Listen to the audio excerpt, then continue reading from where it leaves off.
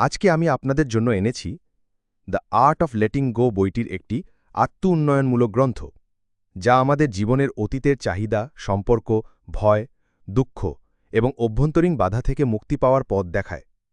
বইটির মূল উদ্দেশ্য হল মানুষকে নিজেদের মনোযোগ এবং চিন্তাধারা পরিবর্তন করে নিজেদের জীবন থেকে মুক্তি এবং শান্তি অর্জন করতে সাহায্য করা। এটি লেখক জর্জ এইচ.এ. বুশের অভিজ্ঞতা ও ধারণার ভিত্তিতে লেখা, যা মনের শান্তি, অভ্যন্তরীণ স্বাধীনতা এবং জীবনের প্রতি ইতিবাচক দৃষ্টিভঙ্গি তৈরি করতে সহায়তা করে। বইটির বিস্তারিত বিশ্লেষণ। ১. আত্মবিশ্বাস এবং আত্মসন্তুষ্টি অর্জন। লেখক প্রথমেই বলেছেন, আমরা যদি আত্মবিশ্বাসী না হই এবং নিজেদের সম্পর্কে নেতিবাচক চিন্তা করি, তাহলে আমরা জীবনের প্রতিটি অভিজ্ঞতাকে নেতিবাচক দৃষ্টিতে দেখতে শুরু করি। আত্মবিশ্বাস এবং আত্মসন্তুষ্টি অর্জন করতে হলে আমাদের আগে নিজেদের ভালোভাবে জানাতে হবে এবং আমাদের ভুল এবং কমতি গ্রহণ করতে হবে। ২. প্রতিকূলতা থেকে শেখা। জীবনে অগণিত প্রতিকূলতা, হতাশা এবং ব্যর্থতা আসবে। তবে লেখক বলছেন, প্রতিকূলতার সময় আমাদের শেখার এবং বেড়ে ওঠার সুযোগ পাওয়া উচিত। অতীতের ব্যর্থতাগুলি আমাদের শক্তিশালী এবং জ্ঞানী করে তোলে। তাই এসব পরিস্থিতি থেকে শিখে এগিয়ে যাওয়ার জন্য নিজেদেরকে প্রস্তুত রাখতে হবে। ৩.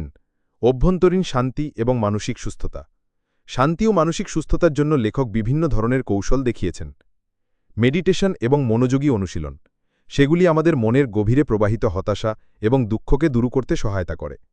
শ্বাস-প্রশ্বাসের অনুশীলন, এটি আমাদের মানসিক চাপ কমায় এবং একটি সুষম মনোভাব অর্জন করতে সাহায্য করে। ৪. ভয় এবং উদ্বেগ থেকে মুক্তি। বইটির একটি গুরুত্বপূর্ণ অংশ হল আমাদের ভয় এবং উদ্বেগ মোকাবিলা করা। লেখক মনে করেন, ভয় এবং উদ্বেগের কারণে আমরা আমাদের জীবনের মূল লক্ষ্য থেকে সরে যেতে পারি। তাই ভয় বা উদ্বেগের কারণে আমাদের মনোযোগ বিভ্রান্ত না হয়ে তাকে অনুধাবন করতে হবে এবং তারপর থেকে মুক্তির পথ খুঁজে বের করতে হবে। ৫. অতীতকে মুক্তি দেওয়া। লেখক বলেন, অতীতের দুঃখ বা সম্পর্কের ভুল আমাদের বর্তমান জীবনকে ক্ষতিগ্রস্ত করতে পারে। অতীতের প্রতি আসক্তি আমাদের সুখের পথে বাধা হয়ে দাঁড়ায়। তাই আমাদের অতীতকে মুক্তি দিয়ে বর্তমানকে উপভোগ করতে শিখতে হবে। ৬. স্মৃতি এবং সম্পর্কের পরিপূর্ণতা। অনেক সময় আমরা অতীতের স্মৃতি বা সম্পর্কের কারণে বন্ধনবদ্ধ হয়ে থাকি। বইটির মধ্যে লেখক এটি পরামর্শ দেন যে আমাদের জীবনের গুরুত্বপূর্ণ সম্পর্কগুলিকে সমর্থন এবং প্রাসঙ্গিকভাবে দেখতে হবে। সম্পর্কের প্রতি ইতিবাচক দৃষ্টিভঙ্গি আমাদের আরও ভালো সম্পর্ক এবং শান্তি আনতে সাহায্য করে। ৭. মুক্তি পাওয়ার পদ্ধতি। বইটির প্রতিটি অধ্যায়ে মুক্তি পাওয়ার সম্পর্কে বিশদ আলোচনা করা হয়েছে। লেখক শিখিয়েছেন কিভাবে আবেগকে সঠিকভাবে প্রকাশ করা, বিচ্ছেদ এবং মনের শান্তির জন্য সম্পর্ক থেকে সরে আসা, জীবনের প্রতি নতুন দৃষ্টিভঙ্গি গঠন করা, সময় এবং শক্তি আরও সৃজনশীল উপায়ে ব্যয় করা। ৮. এখনকার মুহূর্তকে ভালোভাবে অনুভব করা। লেখক বলছেন, আমাদের উচিত বর্তমানে থাকতে এবং অতীত বা ভবিষ্যতের চিন্তা থেকে দূরে থাকতে। বর্তমান মুহূর্তই একমাত্র সত্য এবং এটি নিয়ে যদি আমরা সুখী হতে পারি, তবে আমাদের জীবনে সত্যিকারের শান্তি আসবে। ৯. নতুন সম্ভাবনার দিকে মনোনিবেশ করা। আমরা অনেক সময় নিজেদের ভুলে যাওয়ার কারণে নতুন সুযোগ এবং সম্ভাবনাগুলি মিস করি। লেখক বলছেন, জীবনে কখনোই কিছু শেষ হয়ে যায় না, বরং প্রত্যেক শেষের মধ্যে নতুন কিছু শুরু হতে পারে।